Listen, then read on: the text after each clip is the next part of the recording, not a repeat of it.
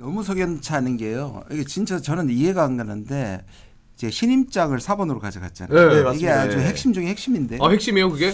신임장이라 하면 우리 대통령이 사진도 찍고 이렇게 수여하는 사진도 항상 찍어야 됩니다. 그리고 저쪽에서 신임장을 주기 전에 저쪽에서 안 받을 수도 있잖아요. 그럼요. 이게 일종의 비자와 여권이라고 생각하시면 돼요. 여권은 우리나라가 나갈 수 있는 거잖아요. 그게 네, 신임장이에요. 네. 저쪽에서 비자는 들어오기를 허락하는 거 이게 아그레망이라고 합니다. 근데 이거는 외교에서는 저쪽 허락을 먼저 받아야 신임장을 주는 겁니다. 안 그러면 이게 좀 이상이잖아요. 네, 가는 게. 그래서 아그레망을 받았어요. 네, 비자를 받고 3주 전에 받았고. 근데 그러면 신임장을 받으러 가야 되는데 이 신임장이라는 게 무슨 금에다 새기고 어디 뭐 3주 말려야 되고 이런 게 아니잖아요. 그렇죠. 예. 저는 외교관 여권 3시간 만에 받았고 그다음에 이종섭 장관은 뭐 3일 만에 받았다고 하더라고요. 그러면 그동안에 신임장 왜 안 만들었을까요? 너무 이상하지 않아요? 이게 저기 호주가 발행하는 게 아니라 대통령이 우리가 하는 거니까 여권이니까 왜 사본문을 가져갔을까요? 저는 이게 너무 궁금해가지고 외교관들한테 계속 돌리니까 다 추측하는 게 뭐냐면 대통령이 이걸 수여하는 것을 부담스러워하는 겁니다. 용산이 이걸 주도하는 것을 배제하기 위해서 사본만 가져가게 하고 그다음에 진짜 원본은 외교 행랑으로 보내면 되니까 안 찍히잖아요. 그러니까 나가는 것 자체를 최대한 숨기고 마지막에 알리고 싶었구나. 그러니까 이 말을 거꾸로 말하면 이 뒤에 누가 있는가를 오히려 얘기해 주는 거죠. 이런 이상한 행태 자체가. 그래서 따져보면 이런 겁니다. 이종섭 장관이 있다가 수사를 받거나 또는 압박감을 느껴가지고 고백을 하면 이렇게 도망시켜서 생길 파장보다 크다고 판단한 게 용산이다.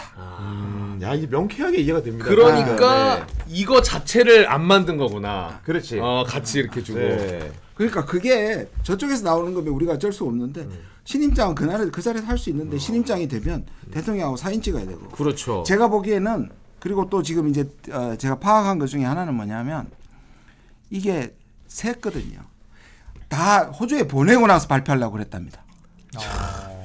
그런데 외교부의 누군가 이건 아니다 해서 흘려버렸어요. 네. 그 사람을 찾아라. 그 외교관을 찾아라 해서 색출해라. 색출해라고 난리가 났어요. 아니 근데 호주 입장에서 생각해 보면 호주도 얼마나 놀랬겠어요. 그러니까 호주도 뭐 이종섭 대사가 이제 호주 입장에서는 대사를 받는 거잖아요. 네. 뭐 일일이 조사해 볼 수 있는 것도 아니고 그냥 어느 정도만 체크만 할 거지 안 알려주면 모르잖아요. 호주 입장에서. 그래서 아그레망을 받을 때는요. 네. 이분의 신상 명세서 지금 문제점을 한국이 다 제공하는 것이 의무입니다. 근데 이거를 발행했으면 발행했겠냐는 거예요. 호주가. 그러니까 호주는 오히려 장관급은 미국, 중국, 일본, 러시아밖에 안 갑니다.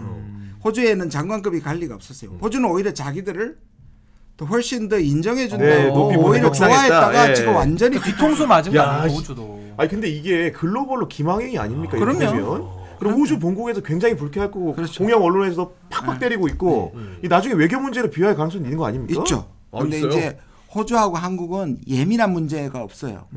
중요한 나라고 무역도 많이 하고 여행도 많이 가고 워킹 홀리데이 정도만 현안일 정도로 사이가 좋단 말이에요. 근데 거꾸로 생각하면 아무 문제 없는 곳에 보낸 거예요. 유럽이나 일본이나 중국 보냈으면 골치 아프죠. 미디어 노출이 많단 말이에요. 그러니까 호주는 그런데 자기들이 또 호주의 역사가 과거에 영국의 유배지였잖아요. 이거 기분 되게 나쁠 거예요. 그렇게 역사를 알면 더 그러네. 더 그렇잖아요. 그걸 지금 결례를 했는데 호주로서는 이걸 이게 밝히는 것보다 부채를 진 거라고 전 봐요. 이 정부가 부채를 져서 실질적으로 나중에 호주한테 뭔가 해줘야 될 상황들이 있다. 아니 그리고 실무적으로도 우리 대사가 가서 우리 교민들도 보호하고 또 여러 가지 할 역할들이 있잖아요. 대한민국을 대표하니까. 그런데 그렇죠. 아니 뭐 이종섭 대사도 지금 본인은 피의자지만 조사받으러 계속 오겠다 하면서 한국을 들락날락하는데 이렇게 되면 호주 본국도 그렇죠. 한국하고 대사랑 얘기할 때도 자리 비울 가능성이 매우 높은 것이고 또 자리를 계속 조사받으러 비울 거면 못 오러 나가냐 이거예요. 조사 다 받고 무혐의 나오고 나서 뭘 나가든지 이렇게 하는 게 맞지. 그렇죠. 어떻게 핵심 피의자 국기문란 사안에 대해서 핵심 피의자를 이렇게 무리하게 내보내냐. 그럼 이것은 이종섭과 관련된 뭔가 입을 막거나 이분에 대한 어떠한 우대를 통해 가지고 뭔가 수사를 좀 방해하고자 하는 고의가 있는 거 아니냐. 이런 의심을 사기 충분한 거죠. 아니 또 다른 입틀막이에요 이게. 그러니까 우대를 주면서 입을 막는 거죠. 두 가지 시각이 있었잖아요. 아까 말씀드린 용산은 나가서 생기는 파장이 여기 있다가 어떻게 되는 것보다 훨씬 낫다는 게 그 판단이었고 여당의 지금 판단은 나간 게 지금 오히려 선거를 망쳤다고 하잖아요. 그래서 항의해서 들어오게 된 들어왔죠. 거는 예. 용산이 일단 1패를 한 거잖아요. 그거를 어떻게 해석하느냐 이제 또 여전히 그 문제는 들어왔기 때문에 남아 있잖아요. 워낙에 증거가 그렇죠. 많잖아요. 예. 그러면 아까 말씀하신 것처럼 공수처에 또 어떻게 해서 더 무리수로 또 이걸 또 훨씬 더 망가뜨릴 수도 있다고 저는 봅니다. 그러니까 저는 이게 문제가 뭐냐면은 범죄 혐의자를 그러니까 이종섭 피의자를 대사로 보내는 건 너무나도 비정상적이고 비상식적이고 또 그 총선 앞두고서 헐레벌떡 마치 그 개구멍으로 넘어가는 듯이 이렇게 보내는 거는 있을 수가 없는 일 아닙니까? 그리고 이게 만약에 알려졌을 때는 얼마나 대통령실이 욕을 먹고 지지율에 영향을 미칠지는 삼척동자도 아는 일이에요. 근데 그렇게 불리하고 그렇게 피해가 막심한 일을 한단 말이죠. 예측 가능한데도. 예측 가능한데도. 그럼 그거는 왜 하는지가 정말 궁금한 거고 그렇다면 합리적으로 추론을 해볼 때는 뭔가 그 불리함을 감수하면서까지도 더 감춰야 될 뭐가 있는 거예요. 근데 그게 뭘까? 그럼 우리가 합리적으로 추론해 보면 이종섭 장관이 당시에 국정감사장 나와가지고도 확신 없이 결재했다. 그래가지고 결재를 바꾼. 그러니까 본인이 바보놀이를 하면서 욕을 다 먹고 그 사안을 넘어갔거든요. 움찔움찔 하잖아요. 그분이 되게 소심한 분이거든요. 아니 완전 바보가 되는 본인이. 네. 그러니까 이번에도 바로 나오는 지적이 뭐냐면은 아니 확신 없이 결재하는 사람을 무능한 공직자를 왜 또 대사로 임명하냐는 거예요. 확신 없이 결재를 하는 사람인데. 일이 좀 적대잖아요.